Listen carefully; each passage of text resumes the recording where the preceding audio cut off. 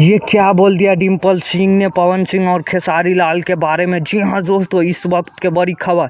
ये क्या बोल दिया पवन सिंह के बारे में और खेसारी लाल के बारे में डिम्पल सिंह, तो देने वाले हैं पूरी जानकारी। तो लास्ट तक बने रहिएगा वीडियो में। अगर अभी तक हमारे चैनल को सब्सक्राइब नहीं किया है तो कर लीजिए, क्योंकि भोजपुरी से जुड़े हर खबर इस चैनल पर मिलता है और आगे ऐसा ही वीडियो मिलता रहेगा। तो चलते हैं, वीडियो को शुरू करते हैं।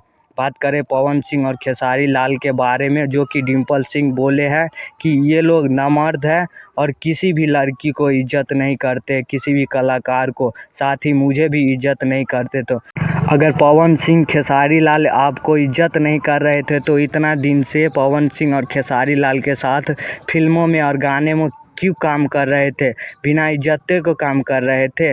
इससे फ़र्क नहीं पड़ने वाला है पवन सिंह और खेसारी लाल का। जहाँ तक इसी लोग को फ़र्क पड़ने वाला है, पवन सिंह और खेसारी लाल किसी भी कलाकार को स्टार बना सकता है तो उसको नीचे भी गिरा सकता है। तो आज के इस वीडियो में इतना ही, मिलते हैं नेक्स्ट वीडियो में, तब तक के लिए बाय।